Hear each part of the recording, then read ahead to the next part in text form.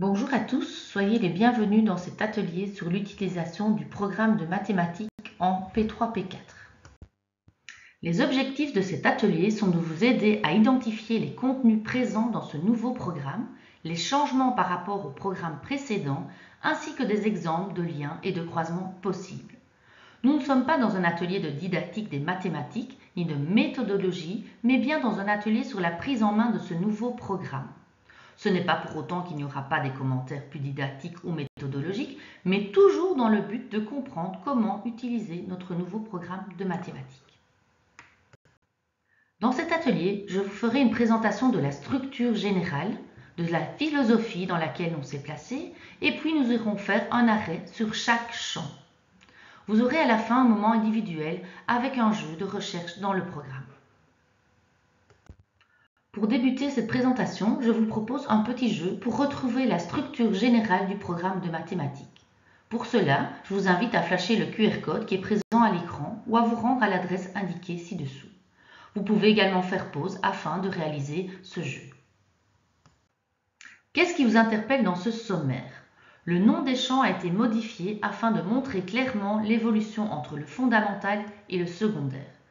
Ce que nous appelions jusqu'à présent les nombres ou des nombres et opérations devient de l'arithmétique à l'algèbre pour montrer toute l'importance du travail sur les nombres, sur leurs propriétés, sur les opérations, pour pouvoir entrer par la suite sereinement dans l'algèbre qui est la formalisation, la généralisation de tout ce qui a été travaillé avec des nombres.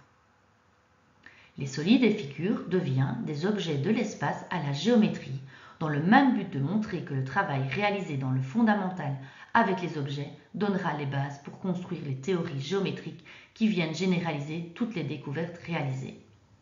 Les grandeurs deviennent des grandeurs à la relation entre variables, pour montrer la continuité depuis la mesure d'une grandeur jusqu'à la variabilité de celle-ci en fonction d'une autre grandeur.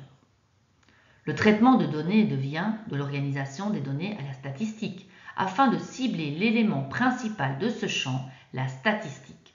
On ne traite pas n'importe quelle donnée dans n'importe quel but.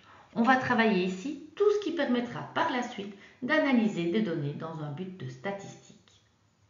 Nous retrouvons également le glossaire. Donc le glossaire, vous le retrouverez dans votre programme. Et là, ce sont toutes les définitions qui seront présentes dans le programme avec un petit astérisque. Vous avez également la bibliographie. Et là, vous retrouverez tous les documents qui ont été consultés par les personnes qui ont écrit ce programme. Si on reprend le schéma de la page 14, on retrouve les différents champs. On y voit ce qui sera principalement travaillé durant tout le cursus dans le fondamental. Ce schéma nous montre l'interdépendance des champs. Par exemple, pour différencier le carré et le triangle, il faut connaître les nombres. Pour différencier le rectangle du carré, il faut maîtriser les grandeurs. Chaque champ a ses spécificités, ses bonnes pratiques, mais selon les activités travaillées, des savoirs, des savoir-faire, d'autres champs peuvent être sollicités.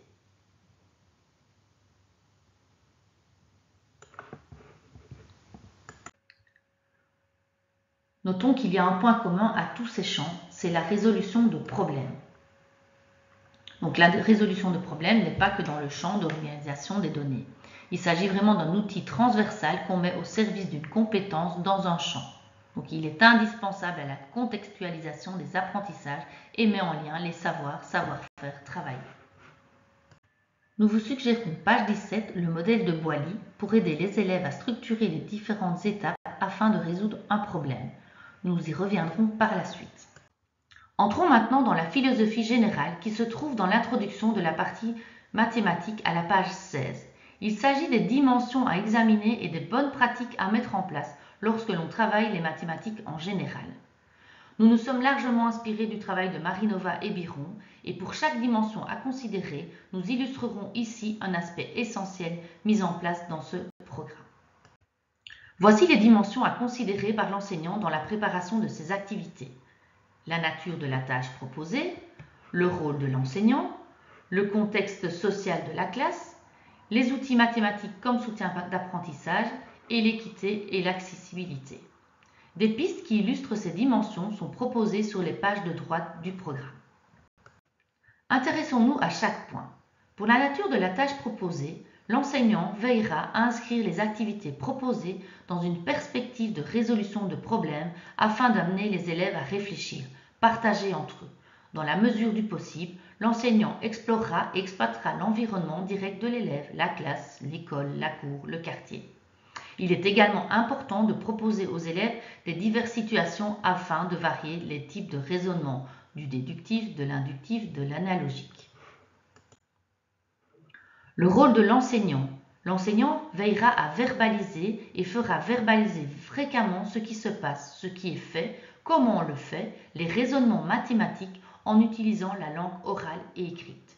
Il utilisera également le vocabulaire spécifique et précis des mathématiques.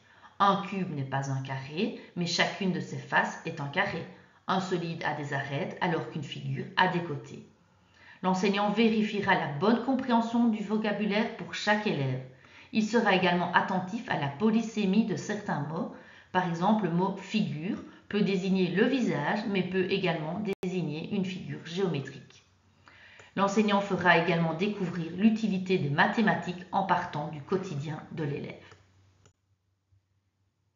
Dans le programme, on a par exemple illustré cette dimension dans le champ des objets de l'espace à la géométrie. Les activités proposées vont demander à l'élève d'utiliser le vocabulaire spécifique au solide. Valoriser les idées et les méthodes diverses produites par les élèves. Comme ici, dans la piste d'apprentissage proposée, les élèves expliqueront leur stratégie. Les outils mathématiques comme soutien d'apprentissage, donc l'enseignant amènera les élèves à utiliser les outils à bon escient. Ceux-ci leur permettront de construire leur représentation mentale. Il veillera également à garder des traces. Ici, on voit du matériel qui est proposé pour manipuler les fractions. On gardera également des traces en construisant par exemple un petit carnet avec les fractions rencontrées. Respecter le développement cognitif de chaque élève par des activités en progression, notamment par exemple pour le repérage spatial. Le nouveau référentiel y a été attentif.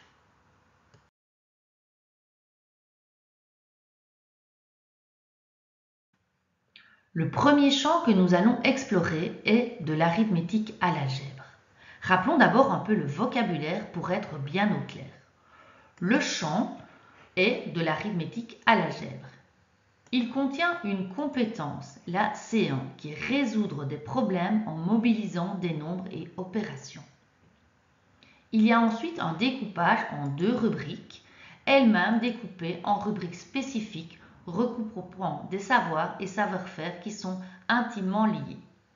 La compétence regroupe différents savoirs et savoir-faire travaillés dans tout le champ. On peut choisir de partir de la compétence pour ensuite aller travailler les savoirs et savoir-faire qu'on a identifiés comme n'étant pas acquis, mais on peut également d'abord travailler les savoirs et savoir-faire et puis venir les mettre en lien dans une activité de mise en lien. De l'arithmétique à l'algèbre se découpe donc en 2 rubriques. Appréhender le nombre puis la lettre dans tous leurs aspects et opérer sur des nombres et sur des expressions algébriques. Dans l'ancien programme, si vous vous souvenez, il y avait une rubrique « Organiser les nombres par famille ». Les contenus de cette rubrique ont été placés dans la rubrique « Appréhender le nombre puis la lettre dans tous leurs aspects » pour montrer qu'ils servent à comprendre le nombre. Dans chaque champ, il y a une introduction et dans celle-ci, on retrouve un tableau permettant de voir l'évolution des notions principales de la 2e primaire à la 5e primaire. Ces éléments de continuité sont donc présents dans chaque introduction de chaque champ et par rubrique. Ainsi, pour la rubrique « Opérer sur des nombres et sur des expressions algébriques », en 1re et 2e primaire, on voit que l'élève formalise les opérations à travers la construction du sens, mais aussi la symbolisation et la découverte des premières tables et propriétés. En P3, les procédures de calcul vont apparaître et le calcul écrit s'installera progressivement pour l'addition et la soustraction. En P4, les nombres décimaux seront abordés. Avant de rentrer dans le vif du sujet, nous avons d'abord voulu relever les difficultés récurrentes que présentent certains élèves dans la construction des nombres et des opérations. Nous vous invitons à aller y jeter un œil en page 20 pour plus de détails. Alors, pour ne citer que quelques difficultés, par exemple, le peu de représentation mentale des élèves, la mauvaise compréhension du système décimal, les difficultés pour mémoriser les faits numériques de base, les difficultés à automatiser les recours au complément de 10, une mauvaise compréhension des stratégies calcul, etc. Des pistes pour pallier à ces difficultés sont proposées sur les pages de droite de votre programme. Ici, on a un lien vers les fonctions exécutives. Donc l'idée est de partir des fonctions exécutives vers la discipline. Vous trouverez les fonctions exécutives dans le volume 1. Donc ici, la mémoire de travail, évoquer ses savoirs pour s'en servir mentalement. L'introduction contient également des facteurs favorisant l'apprentissage ainsi que des renvois vers les pistes illustrant ces facteurs. Donc les facteurs favorisants que nous avons relevés sont partir du terrain sans y camper, s'appuyer sur du matériel pertinent et apprendre à s'en passer, construire les représentations mentales, mémoriser pour diminuer la charge mentale, schématiser pour catégoriser et modéliser, ritualiser la résolution de problèmes variés et accorder de l'importance à la stratégie de résolution plutôt qu'au résultat. Par exemple, pour mémoriser pour diminuer la charge mentale, vous trouverez à la page 41 des pistes pour aider les élèves à mémoriser les tables de multiplication. Attention, le QR code n'est plus valable. Vous trouverez sur Internet l'application Défitable. Défitable est un exerciceur portant sur les tables de multiplication. Ritualiser la résolution de problèmes variés. Donc, il importe de confronter régulièrement l'élève à des problèmes variés, afin de lui permettre de développer un plus grand nombre de stratégies de résolution. Le schéma présent ici n'est pas strictement linéaire, des allers-retours entre les étapes sont possibles si nécessaire. Donc ces 4 étapes de Boily sont représentées pour aider les élèves à les visualiser. Ce support lui permettra de se repérer, de structurer sa résolution de problèmes. Verneau propose aussi une classification intéressante sur laquelle l'enseignant pourra s'appuyer. Vous la retrouverez à la page 22 du programme. Schématiser pour catégoriser et modéliser. Dans votre programme de français, dans le champ Écrire, vous trouverez un attendu Schématiser un raisonnement. Des pistes vous sont proposées en page 129. Accorder de l'importance à la stratégie de résolution plutôt qu'au résultat. Lors des activités métacognitives, il est intéressant de donner à l'élève le résultat du calcul et de lui demander de chercher comment on y est arrivé, ou même de proposer d'analyser des exemples résolus. Dans le programme de français en parler, vous trouverez les attendus verbaliser un raisonnement mathématique et verbaliser l'usage d'une stratégie cognitive. À la page 23 du programme, vous retrouverez le tableau de compétences pour le champ de l'arithmétique à l'algèbre. Alors ici, vous voyez la compétence qui est résoudre des problèmes en mobilisant des nombres et des opérations. Donc une compétence, c'est une aptitude à mettre en œuvre un ensemble de savoirs, de savoir-faire et savoir-être permettant d'accomplir un certain nombre de tâches. Ici, nous avons le savoir, les chaînes numériques. Donc le savoir, c'est un fait ou un ensemble de faits, définitions, concepts, théories, modèles ou outils linguistiques.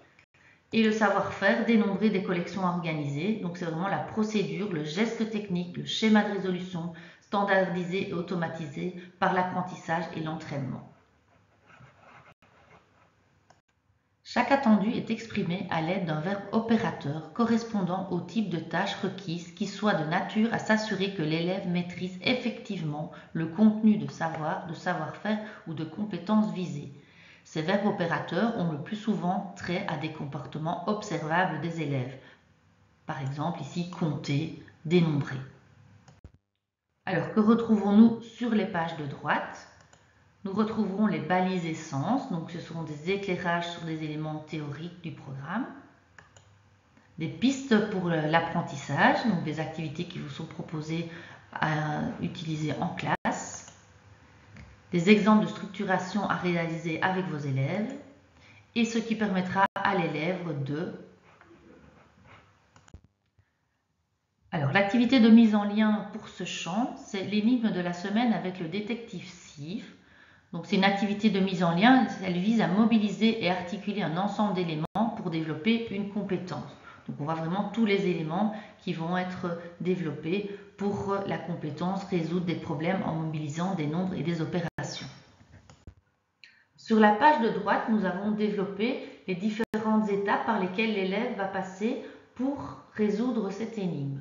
Donc il va utiliser la méthode SIEVE, s'approprier le problème, établir un plan, appliquer le plan et vérifier la réponse. Donc, maintenant, je vous propose d'aller fouiller dans votre programme de mathématiques, dans ce champ de l'arithmétique à l'algèbre. Je vais vous proposer différentes questions et vous pourrez aller chercher les réponses. Pour plus de facilité, n'hésitez pas à appuyer sur pause. Si je veux préparer une activité où mes élèves vont situer des nombres sur une droite numérique, dans quel champ vais-je trouver l'attendu? Donc, je vais aller dans le champ de l'arithmétique à l'algèbre et je vais aller dans la rubrique 1.1 qui est appréhender le nombre puis la lettre dans tous leurs aspects. Vous trouverez ceci à la page 30. La surrubrique, le 1.1.3, c'est comparer pour situer et ordonner. Et le savoir-faire, c'est comparer, ordonner, situer les nombres. Dans le nouveau référentiel, 3 verbes définissent la façon de situer le nombre. Il y a placer un nombre sur une portion de droite numérique, un tableau, compléter des portions d'un tableau numérique, exprimer la position d'un nombre sur une portion de droite numérique. En P3 de 1 à 1000 et en P4, les nombres avec ou sans virgule limités au dixième. Des pistes d'activité sont proposées à la page 31. Vous y trouverez également une balise essence sur situer, ordonner les nombres. Vous trouverez sur le site de la salle des profs des canevas pour préparer vos activités d'apprentissage. Alors, deuxième question. Je prépare la planification sur les tables de multiplication. Où trouver les attendus pour P3 et P4? Donc, je me retrouve à appréhender le nom puis la lettre dans tous leurs aspects, c'est le 1.1. Et donc, la sous-rubrique, c'est 1.1.5, créer des familles de nombres et relever des régularités. Donc, à partir de là, je vais regarder les attendus, je vais planifier les activités d'apprentissage, d'entraînement, d'évaluation en fonction des attendus de fin d'année. Donc, je vais regarder si je suis en P3 ou en P4, mais voilà, les attendus ne sont pas les mêmes.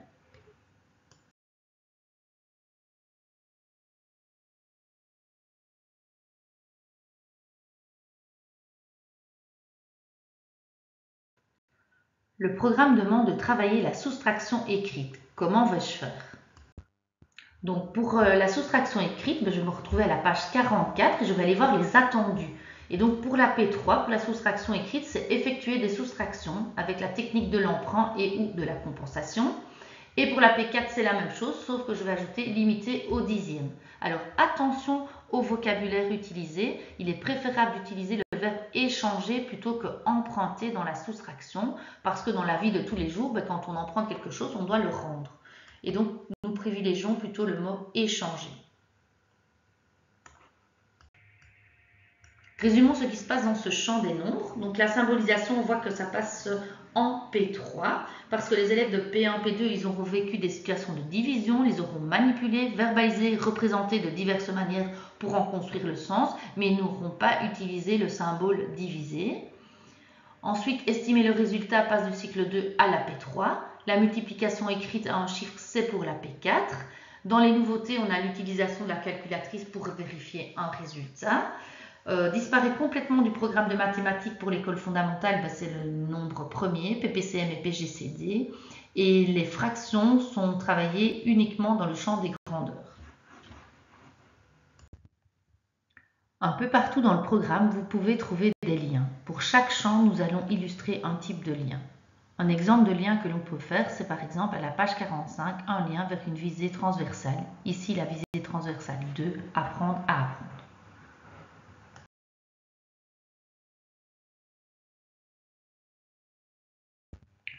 Le deuxième champ que nous allons explorer est des objets de l'espace à la géométrie.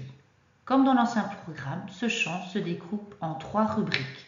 Se repérer et communiquer des positionnements ou des déplacements, appréhender et représenter des objets de l'espace et dégager des régularités et des propriétés géométriques pour construire, calculer et justifier. À la page 51, vous retrouverez le tableau de compétences pour le champ des objets de l'espace à la géométrie. Dans l'introduction, nous avons développé quelques facteurs favorisants pour aider à aborder ce champ avec vos élèves. Donc, dans le repérage, nous avons comme facteur favorisant exploiter l'espace de vie de l'élève, respecter les étapes du développement de l'élève et faire prendre conscience aux élèves de leur regard et du changement de point de vue. Pour les solides et figures, nous avons exploité la nature et aussi utiliser l'art. Donc par exemple, dans le programme, des noms d'artistes qui vous permettront d'exploiter des œuvres dans ce domaine sont proposés à la page 50. Et on a aussi formalisé ce que je sais. Un tableau vous est présenté à la page 49. Il vous décrit en 5 niveaux l'évolution de la compréhension des concepts géométriques chez l'élève. Attention, il y a une erreur dans le programme, c'est déduction informelle au lieu de déduction formelle. Ici, on vous propose d'utiliser l'art, par exemple, à partir d'une œuvre de Folon.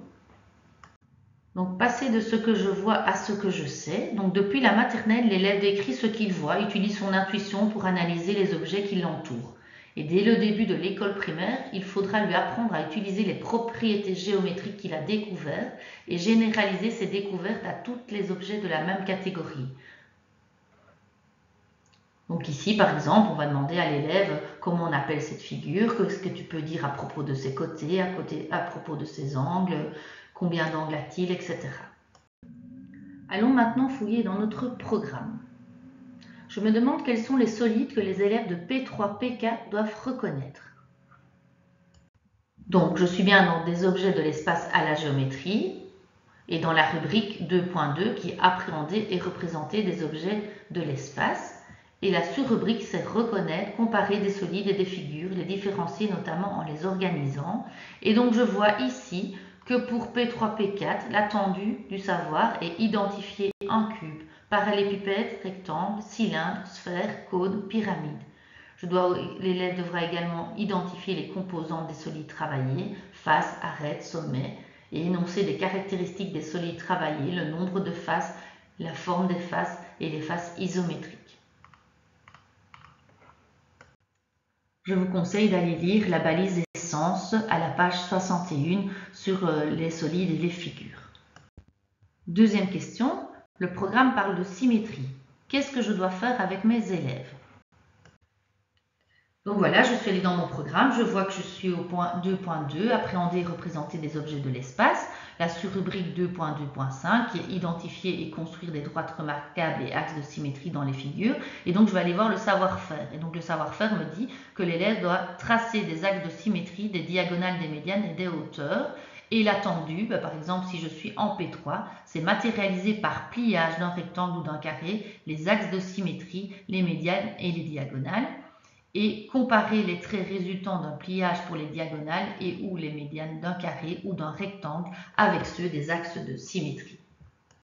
Des pistes d'apprentissage sont proposées à la page 69. Donc la notion de symétrie est inscrite au programme à partir de la P1, P2. Elle n'est plus du tout abordée en maternelle. Alors pourquoi cet apprentissage a-t-il été ralenti? Les neurosciences nous ont démontré que le cerveau du jeune enfant n'est pas assez mature pour aborder cette notion de symétrie. D'ailleurs, aussi dans d'autres pays européens, la symétrie est présente dans les programmes aussi plus tardivement.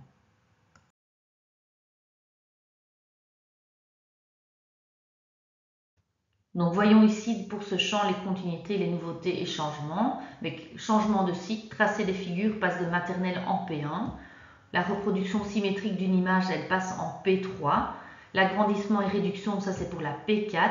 Et cône et pyramide passent du cycle 2 à la P3. Le vocabulaire de position est vraiment beaucoup plus développé que dans l'ancien programme.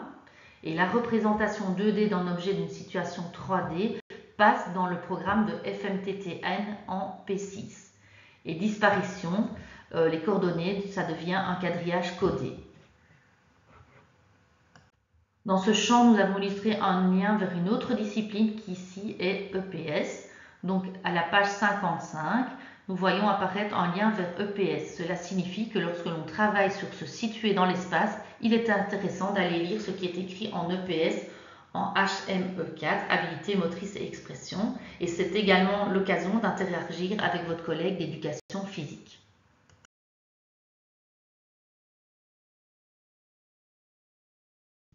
Donc nous voilà dans le troisième champ des grandeurs à la relation entre variables. Donc contrairement à l'ancien programme qui découpait ce champ en 2 rubriques mélangeant un peu tout, le référentiel le découpe en 5 rubriques plus précises. Donc c'est concevoir des grandeurs, tout ce qui concerne la comparaison des grandeurs, puis les comprendre.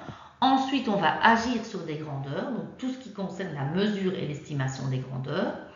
Puis, on va opérer sur ces grandeurs, donc à partir des mesures qu'on aura réalisées, on va calculer d'autres mesures telles que le périmètre. Et puis, on a agir puis opérer sur des grandeurs, donc là, c'est tout ce qui concerne les fractions. Et mettre en relation des grandeurs, donc tout ce qui concerne la proportionnalité directe. Vous retrouverez à la page 78 et 79 le tableau des compétences du champ des grandeurs à la relation entre variables. Comme pour les champs précédents, nous avons développé des facteurs permettant de faciliter les apprentissages liés au champ des grandeurs à la relation entre variables. Donc nous avons respecté la progression dans la découverte des grandeurs, construit des représentations mentales de repères des unités conventionnelles, passer de la manipulation de grandeur à la manipulation de représentation, estimer avant d'opérer sur les fractions et travailler la proportionnalité en interdisciplinarité. Donc ici, pour construire des représentations mentales de repères des unités conventionnelles, vous avez aussi des activités qui vous sont proposées à la page 89. Donc manipuler, se créer des images mentales est très important. Ceci est au service de la compréhension du système des unités conventionnelles ainsi qu'à la construction de la BAC. Donc passer de la manipulation de grandeur à la manipulation de représentation, des pistes vous sont aussi proposées dans le programme.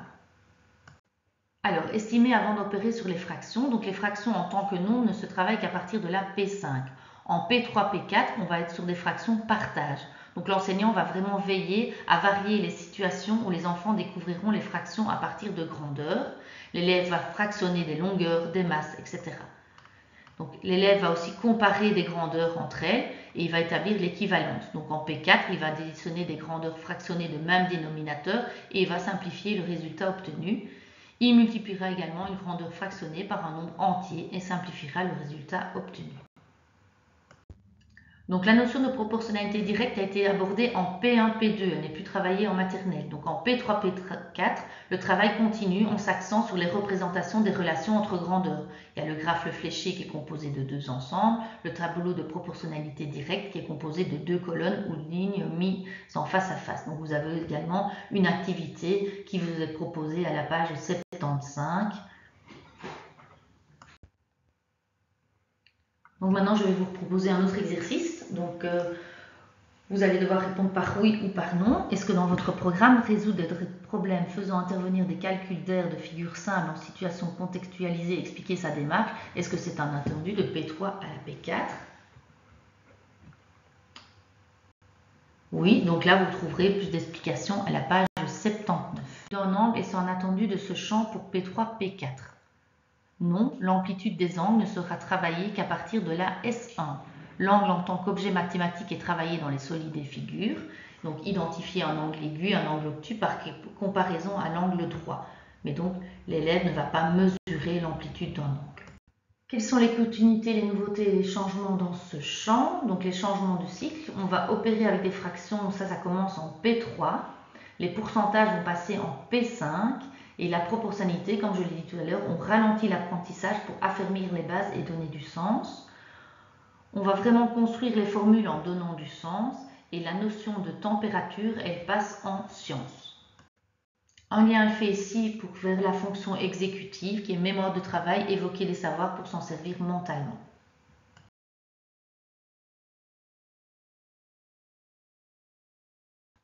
Nous arrivons dans le quatrième champ de l'organisation des données à la statistique. Donc la structure de ce champ reste la même que dans l'ancien programme, si ce n'est que les deux rubriques ont été transformées en rubriques spécifiques. D'un côté, on organise les données et de l'autre, on cherche à garder une trace écrite de cette organisation, on représente.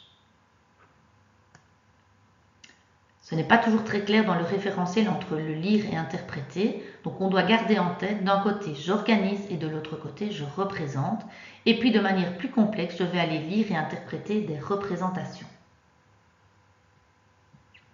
La compétence C14 est trompeuse car elle donne l'impression que la résolution de problèmes se trouve dans ce champ.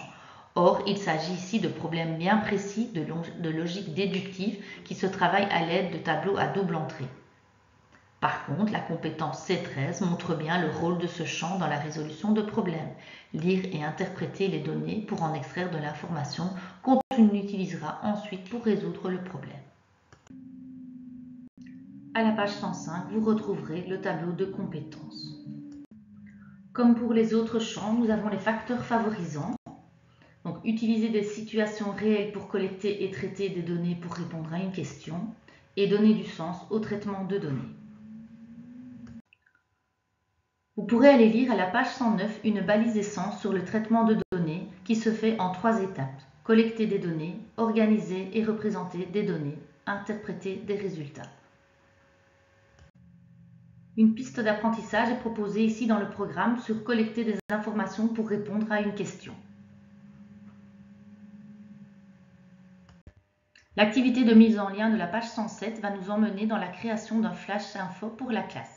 Les élèves ont par groupe analysé des représentations de données telles que des graphiques, des tableaux à double entrée, des arbres dichotomiques afin d'en tirer les informations à transmettre à l'ensemble de la classe. Par exemple, un groupe pourra analyser des tableaux sur les espèces en danger en Europe.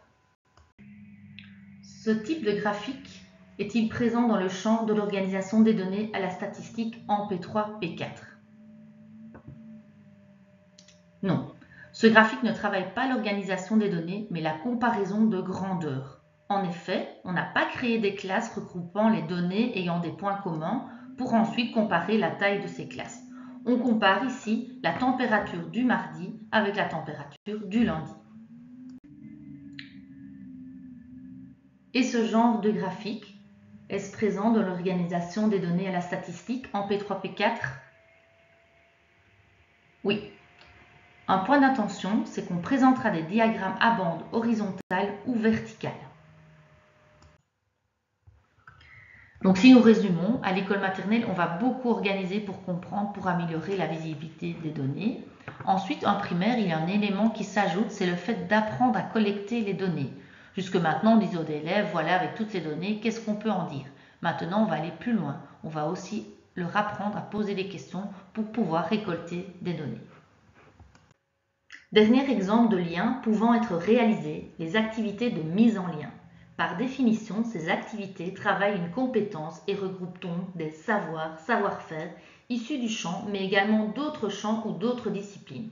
Nous avons exemplifié ces liens au travers d'un schéma reprenant les éléments mobilisés lors de l'activité proposée.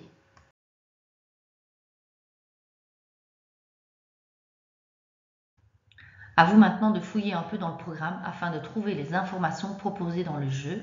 Pour cela, je vous invite soit à flasher le QR code, soit à recopier l'adresse du lien. Alors, si vous avez des questions, vous pouvez les envoyer sur l'adresse fondamentale@cegec.be. N'hésitez pas également à aller visiter la salle des profs.